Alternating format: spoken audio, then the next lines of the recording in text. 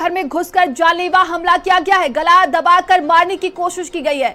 गांव में हड़कंप मच गया है। पाकिस्तान से आई सीमा पर जानलेवा हमला हुआ है। रबूपुरा गांव में सनकी युवक ने हमला किया है। आरोपी ने दरवाजा तोड़ा और सीमा का गला दबा दिया है। चीख पुकार सुनकर पर आसपास के लोग वहां पर इकट्ठा हो गए हैं। पुलिस ने गुजरात निवासी आरोपी को अरेस्ट किया है। शनिवार शाम के 7 बजे की ये सनसनीखेज घटना बताई जा रही है। तो जानलेवा हमले के बाद सीमा हैदर एक बार फिर से चर्चा में है।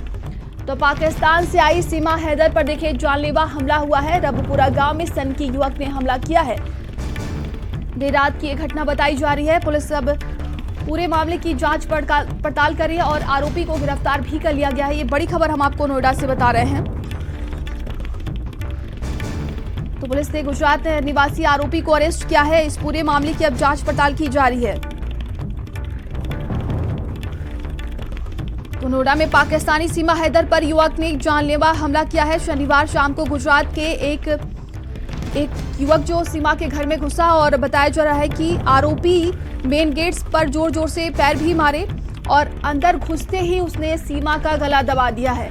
उस आरोपी को अरेस्ट कर लिया गया है। उससे पूछताछ की जा रही है, लेकिन उसकी मानसिक स्थिति ठीक नहीं बताई जा रही है। तो आसपास के लोगों में हड़कंप मच गया था। शोर सुनते ही परिजन मौके पर पहुंचे। हमलावर को पकड़कर उसकी पिटाई भी शुरू कर दी गई। सीमा हैदर ने अफसरों को घटना की जानकारी दी और इससे पुलिस महकमे में भी देखिए हड़कंप मच गया। तो भारी पुलिस बल मौके पर पहुंच गया है। पुलिस ने आरोपी युवक को हिरासत में लिया और बताया जा रहा है कि उस आरोपी ने यह भी आरोप लगाया कि सीमा ने उस पर काला जादू कर दिया है। उसकी मानसिक स्थिति ठीक नहीं बताई जा रही है। प्रशासन की तरफ से ऐसा कहा गया है। तो इस पूरे मामले की अब जांच पड़ताल की जा रही है। तो सीमा हैदर को तो आप सभी जानते होंगे। अब देखिए पाकिस्तान से वाई पबजी गेम खेलते हुए सचिन से दोस्ती हुई थी और बॉर्डर पार कर अवैध तरीके से वो भारत में घुसी। इसके बाद देखिए शादी करती है सचिन से। लगातार कई बार वो सुर्खियों में रही हैं, लेकिन एक बार फिर से सीमा चर्चा का विषय बन गई हैं क्योंकि उनके घर पर जानलेवा हमला हुआ है। गला दबाकर मारने की कोशिश की गई है, जिससे आसपास के लोगों में भी हड़कंप मच गया। पाकिस्तान से आई सीमा पर जानलेवा हमला हुआ है। उस आरोपी को गिरफ्तार कर लिया गया है। पुलिस ने बताया कि उसकी मानसिक स्थिति ठीक नहीं है। उस आरोपी ने सीमा पर आरोप लगाया कि उसने काला जादू किया है। रबूपुरा गांव में देखिए सीमा सचिन के साथ रहती है और हाल ही में उन्होंने बेटी को जन्म दिया था। फिलहाल की बात की जाए तो पहलगाम आतंकी हमले के बाद से देखिए सभी पाकिस्तानियों को भारत छोड़ देने की हिदायत दी गई थी और ऐसे में उन्होंने लगातार उनकी तरफ से बात की जाए तो वो पाकिस्तान जाने को तैयार नहीं है। और सारा जानकारी के साथ सहयोगी दानिश हमारे साथ जुड़ गए। दानिश, क्या कुछ अपडेट है? बताया जा रहा है कि एक आरोपी जो सीमा के घर में घुसता है, उनका गला दबाता है और उस आरोपी की अभी गिरफ्तारी भी हो चुकी है। क्या कुछ अधिक जानकारी है? बिल्कुल, देखिए गुजरात का रहने वाला है तेजस झानी। ये बाकायदा गुजरात से चला जनरल डिब्बे में यहाँ तक पहुँचा है क्योंकि उसके पास से टिकट बरामद हुआ है ट्रेन का। और जो ट्रेन का टिकट बरामद हुआ है वो जनरल डिब्बे का टिकट है। वो यहाँ पर दिल्ली पहुँचा है। दिल्ली से ग्रेटर नोएडा रबूपुरा का जो इलाका है, गांव है जो गौतम बुद्ध नगर का, वहाँ पर पहुँचा है। और जो सीमा का घर है उसमें बाकायदा पहुँचने के बाद उसने दरवाजे पे लातें मारी। आरोप है कि वो अंदर घुसा और गला दबाने की कोशिश करी सीमा हैदर की, और साथ ही उसको जो है चाटे भी उसके ऊपर मारे।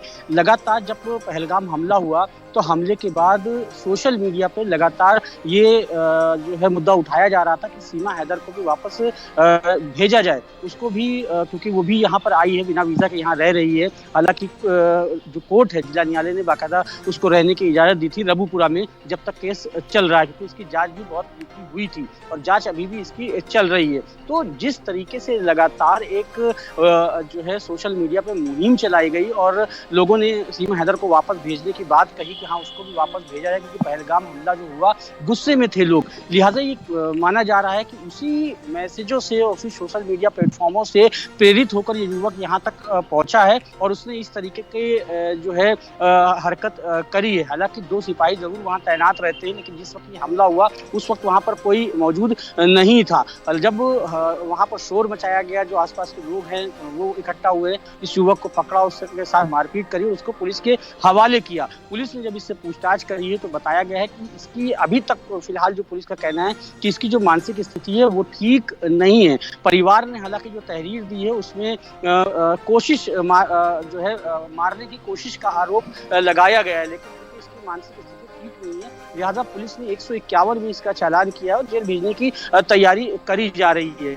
लेकिन जिस तरीके से ये हमला सीमा हैदर के ऊपर हुआ वो वाकई कई सवाल भी खड़े करते हैं, क्योंकि सीमा हैदर जिस तरीके से पबजी गेम के जरिए सचिन मीना से उसकी मुलाकात हुई, उसके बाद वो बाकायदा नेपाल के जरिए अवैध तरीके से भारत के अंदर घुसी। एटीएस ने इससे पूछताछ करी थी, आईबी ने पूछताछ करी थी, एसटीएफ ने पूछताछ करी थी। पूछताछ के बाद 3 दिन बाकायदा ये लोग 4 दिन जेल में भी रहे थे।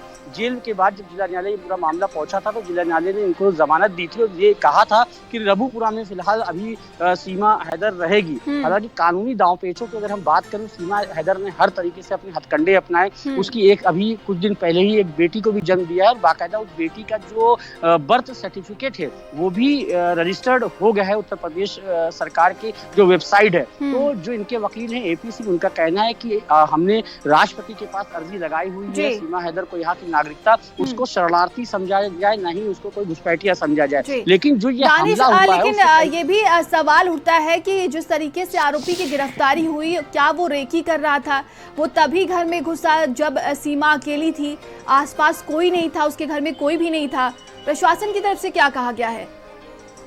बिल्कुल, देखिए जो पुलिस के वरिष्ठ अफसरों से हमारी बात हुई है उनका कहना है कि रेकी की बात गलत है, रेकी नहीं करी गई थी। ये व्यक्ति, क्योंकि एक गांव है, यहाँ पर अगर कोई अनजान व्यक्ति टहलता घूमता दिखता है तो लोग खुद ही पूछ लेते हैं कि आप यहाँ पर क्या कर रहे हैं। चूंकि ये गुजरात का है, जाहिर सी बात है, इसकी लैंग्वेज भी हमारे जो है उत्तर प्रदेश की तरह या दिल्ली की तरह नहीं होगी। लिहाजा ये आया है और तुरंत घुसा है और उसने इस तरीके का हमला किया है। लेकिन जब पूछताछ इससे गहराई से करी गई तो अभी तक कोई ऐसे साक्ष्य नहीं मिले हैं जिससे ये कहा जाए कि हाँ इसका कोई क्रिमिनल रिकॉर्ड है या फिर इसने प्लानिंग के साथ ये हमले को अंजाम दिया है। पुलिस का साफ कहना है कि ये मानसिक रूप से विक्षिप्त है, बाकायदा साइको टाइप का है। लिहाजा ये कह सकते हैं कि हो सकता है कि जिस एक कयास लगाया है पुलिस ने अपनी जांच में अब तक, कि हो सकता है कि जिस तरीके से सोशल मीडिया में सीमा हैदर को बाहर भेजने का कहा जा रहा है उससे प्रेरित होकर यहाँ पर आया। और साथ ही पुलिस ने जब पूछताछ करी तो उसने ये भी आरोप लगाया कि सीमा हैदर और सचिन मीना ने उसके ऊपर काला जादू किया है। यानी ये कहें कि अलग अलग तरीके की ये व्यक्ति बात कर रहा है। हालांकि पुलिस का कहना है कि हम डॉक्टर से भी इसकी जांच करवाएंगे, लेकिन प्रथम दृष्टया ये व्यक्ति मानसिक विक्षिप्त दिखाई दे रहा है, मानसिक कमजोर दिखाई दे रहा है। और हो सकता है कि सोशल मीडिया पे जिस तरीके से लगातार ये मुद्दे उठाए कि सीमा हैदर को पाकिस्तान भेजा जाए, तो हो सकता है उससे प्रेरित होकर वो यहाँ तक आया हो और इस तरीके की घटना को उसने अंजाम दिया हो। फिलहाल पुलिस ने तहरीर ली है सीमा हैदर से और इसको 151 का चालान करके जेल भेजने की तैयारी करी जा रही है। जी बिल्कुल, आप बने रहिएगा हमारे साथ। तो ये बड़ी खबर हम आपको नोएडा से बता रहे हैं, जहां पर देखिए एक बार फिर से सीमा चर्चाओं में आ गई हैं क्योंकि उन पर जानलेवा हमला हुआ है। बताया जा रहा है कि उस आरोपी को गिरफ्तार कर लिया गया है। देर रात की पूरी घटना है और सीमा पर युवक ने हमला कर दिया है। शाम को गुजरात से एक युवक सीमा के घर में घुसता है और गला दबाता है, उन्हें मारने की कोशिश करता है।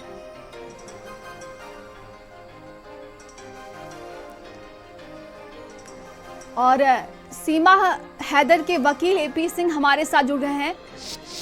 एपी जी, जिस तरीके से हमला हुआ है सीमा हैदर पर, क्या कहना चाहेंगे? क्या वाकई में ये आरोपी जो पकड़ा गया है उसकी मानसिक स्थिति ठीक नहीं है क्या? नहीं, देखिए ये जांच का विषय है। हमें उत्तर प्रदेश पुलिस, उत्तर प्रदेश सरकार, जांच एजेंसियों पर बिल्कुल पूरा भरोसा है, जांच होगी। लेकिन मैं इस बात से तकल्लुफ नहीं रखता कि मानसिक स्थिति खराब वाला व्यक्ति गुजरात से चला आए और सीधे सीमा के घर पे आ जाए, रबुपुरा तक आ जाए, जिसकी मानसिक स्थिति कमजोर हो। हाँ, उसकी प्लानिंग हो सकती है, उसकी कुछ साजिश हो सकती है, कुछ किसी से प्रेरित हो सकता है, षड्यंत्र हो सकता है। लेकिन मोहल्ला ठाकुरान इतना दबंग ठाकुरान मोहल्ला है और एक मीना समाज की बहू और बेटी पर जिस तरह से हमले का प्रयास करना खुद में बड़ा दुखद है। हमें उत्तर प्रदेश पुलिस पर भरोसा, लेकिन साथ में लोगों को, यदि लोग कुछ ऐसा सोशल मीडिया से प्रभावित होकर ये समझ रहे हैं कि समाज कमजोर पड़ गया है या ठाकुरान मोहल्ला कमजोर पड़ गया है, रबुपुरा के लोग कमजोर पड़ गए हैं, तो ये भी गलत है सोचना, ये गलत चीज है। जीवन की सुरक्षा होनी चाहिए।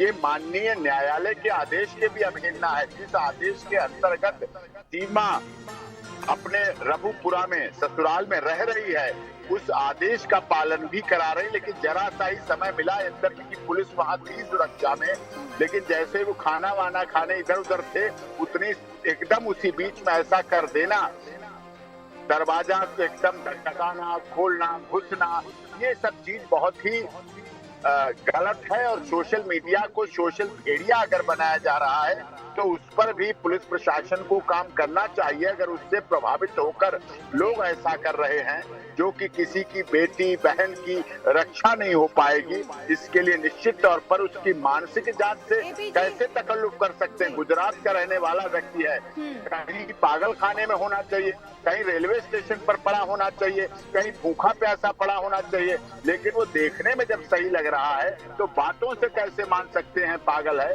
कोई साजिश भी हो सकती है, कोई इसके पीछे और भी हो सकता है, लेकिन पुलिस जांच कर रही है, सारे फोन सीज किए हैं और मोबाइल लोकेशन सब जांच की जाएगी, पता किया जाएगा और हर सूरत में सीमा की रक्षा, अधिकारों की, उसके बेटी की, उसके परिवार की रक्षा होनी चाहिए, क्योंकि माननीय अदालत के आदेश पर जी यहाँ है एटीएस जांच कर रही है। देश के महामहिम राष्ट्रपति जी क्या उसकी याचिका लगी है, लेकिन इस तरह से लोग अगर उत्तर प्रदेश में घर में घुसकर ऐसा करने का प्रयास करेंगे तो निश्चित तौर पर उत्तर प्रदेश की योगी आदित्यनाथ जी महाराज जी की सरकार इस पर सख्त रहेगी। इसे बर्दाश्त भी नहीं किया जा सकता और इसके खिलाफ सख्त से सख्त कार्रवाई होनी चाहिए। जी बिल्कुल, जांच पड़ताल का ये विषय है। कानून के नजरिए से देखा जाए तो किन धाराओं में ये केस बनता है? नहीं, देखिए वो जो गुस्सा है, अब देखेंगे उस पर पुलिस जो एक्शन करेगी, पुलिस कार्रवाई करेगी, जिन धाराओं में लगाएगी, धाराएं करेगी, जांच करेगी, पड़ताल करेगी। कोई ऐसी प्लानिंग है तो बहुत बड़ी धाराएं बनती हैं। विक्षिप्त है, मानसिक रूप से विक्षिप्त है, पहुंच गया है तो ये, लेकिन किसी के जीवन के बचाने के लिए ये तो अटेम्प्ट टू हत्या का प्रयास भी हो सकता है। क्यों नहीं हत्या का प्रयास हो सकता है? इतना वहां तक पहुंचना, करीब तक पहुंचना, घर में घुसना, और सीसीटीवी कैमरे वहां लगे हुए हैं, सीसीटीवी कैमरे थाने से जुड़े हुए, पुलिस वहां थी, पुलिस की उपस्थिति थी, वो उसे पकड़ा गया, फिर गांव के लोगों ने दबोचा उसे, और नहीं तो और भी कुछ बड़ी घटना घट सकती थी। फिर उसके खिलाफ पुलिस कार्रवाई हुई, पुलिस बल पहुंचा, वहां सुरक्षा व्यवस्था का सब कुछ जायजा लिया। इस समय बड़ा इस तरह सेंसिटिव मैटर्स में, सेंसिटिव इशू में पुलिस को भी बहुत सख्त कार्रवाई करना चाहिए। मैं तो आप लोगों की जागरूकता का भी धन्यवाद करता हूँ, कि आपके चैनल को भी धन्यवाद करता हूँ कि आपने उसको प्रमुखता से लिया और प्रमुखता से उठा के जनता के सामने इस बात को रखा जो किसी को पता चल पा रहा था, किसी को नहीं। कोई क्या है क्या नहीं, काला जादू, आज की डेट में काला जादू का कोई महत्व रह जाता है? 78 साल आजादी के हो गए, काला जादू कर देना। काला जादू तो रास्ते में नहीं कर पाया, स्टेशन में नहीं कर पाया, ट्रेन में नहीं कर पाया, अपने घर पे नहीं कर पाया, अपने माँ बाप। एपी जी